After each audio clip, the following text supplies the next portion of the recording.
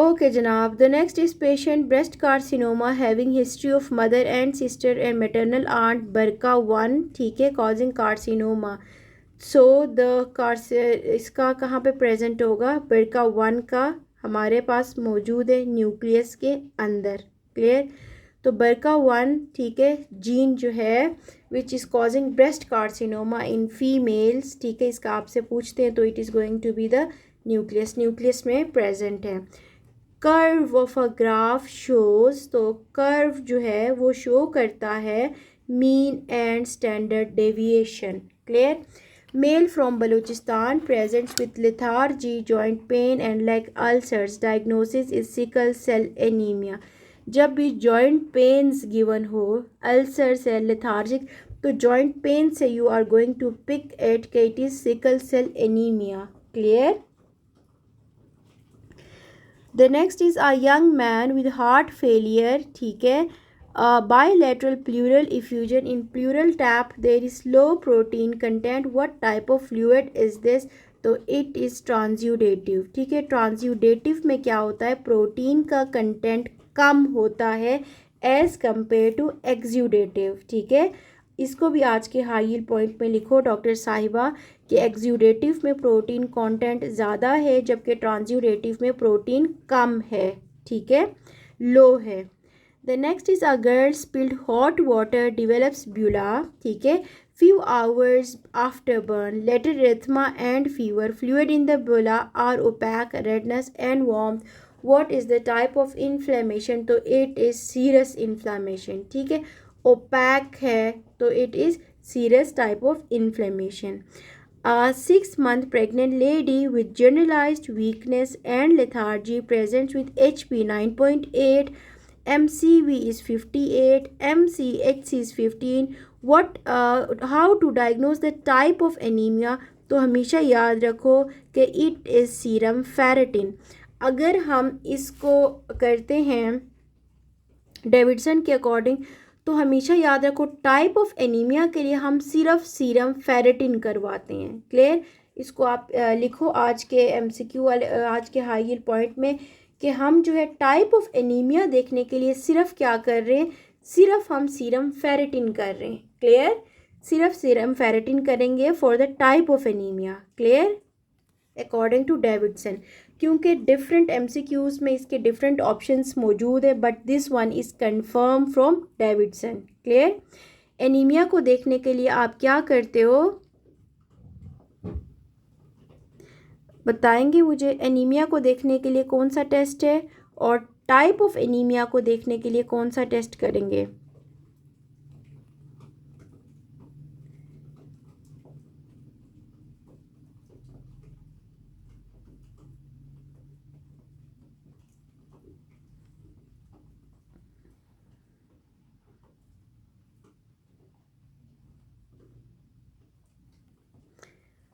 Okay,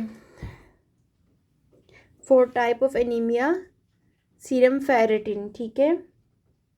The next one is a female patient delivered a baby boy, tuft of hair at the back. Mother is taking diet rich in proteins and carbohydrate, but she's diet is deficient in fruits and vegetables. So it is due to folic acid deficiency, जिसकी वजह से क्या होता है? Neural tube defects हो जाते हैं। Clear? Which among the following is most commonly associated with carcinoma of the cervix? So it is human papilloma virus 16. Patient was diagnosed to have gout. Which of the following enzymes could be targeted by allopurinol for the treatment of patients? तो it is xanthine oxidase. Clear? सही है। तो आपने याद रखना है कि xanthine oxidase would be used. Slow growing organism on fresh culture media is mycobacterium. इसको भी लिख लो और इसको आपने याद कर लेना है, ठीक है। Slow growing organism on fresh culture media is mycobacterium. Clear? Patient comes with complaints of genital vesicular rash. तो causative organism is herpes simplex virus type 2 और टाइप 2 क्या कॉज करता है? Herpes genitalis and carcinoma of cervix cause करता है। Clear? जबकि herpes simplex type 1 क्या cause करता है? Herpes labialis, keratitis and encephalitis. Is that clear? The next one is long-term use of intrauterine device causes conversion of normal epithelium, ठीक है, columnar of the endocervix into stratified squamous, तो it is metaplastic change. Clear? Regarding myelinated fibers, true is, तो it is saltatory conduction. ठीक है, myelinated fibers में क्या होती है? saltatory conduction from node to node जो है वो nerve conduction होती है. Clear? The next one is true about the alpha motor neurons. तो alpha motor neurons are myelinated. Clear?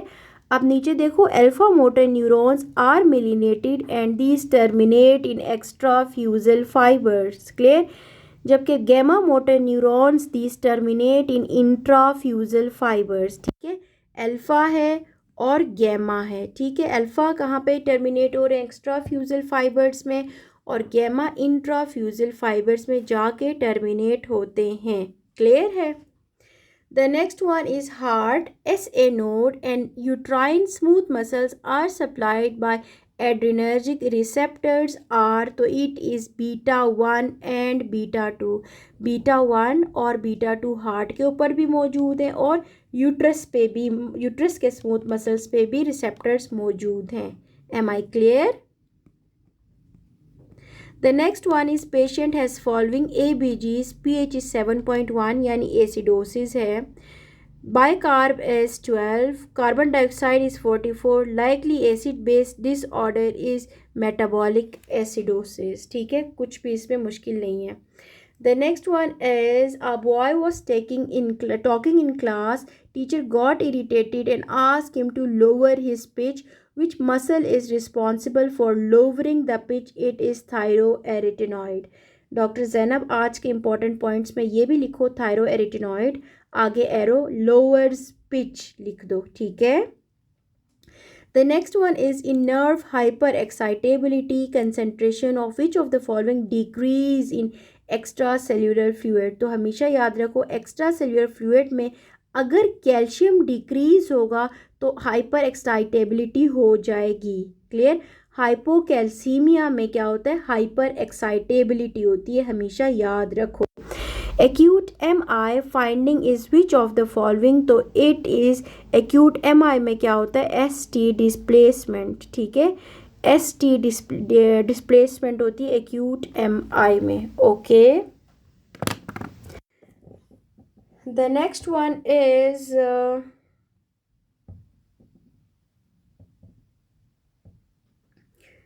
45, a 72 years old man unable to hold a mug of coffee. An image draw of movement shoulder and hand draw on which part of the brain, तो it is premotor. Clear?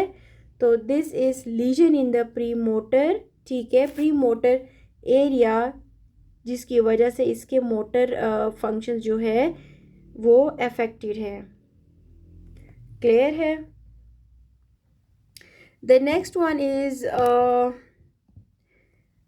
Hormonal regulation of water and important electrolytes in kidneys is by aldosterone. ठीक है, electrolytes और water का जो regulation है वो क्या कर रहे हैं? एल्डोस्टेरोन करता है. A young female with recurrent abortion, what test to diagnose the confirmation?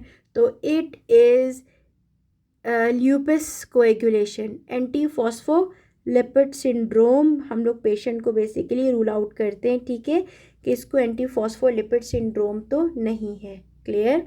Recurrent abortions की हिस्ट्री के साथ अगर पेशेंट आ जाए. Study involve to rule out, तो वो हमारे पास क्या है? रूल आउट तो केस कंट्रोल. ठीक है, ऑफ अ रेयर डिजीज, तो केस कंट्रोल हम स्टडी यूज़ करते हैं. Which of the following structures lie anterior to inferior vena cava, तो it is right testicular artery. Clear? अब देखो एंटीरियर टू इन्फीरियर वेना केवा है राइट टेस्टिकुलर या ovarian artery. Third part of duodenum, root of mesentery. जबकि posterior to inferior vena cava right renal artery, right coeliac ganglion, right suprarenal gland. Clear? Renal artery lies at which level, तो it is renal artery lies at L2 level. इसको भी आज के high yield points में लिख लो कि renal artery लाई करती है L2 के लेवल पे। क्लियर, इसको भी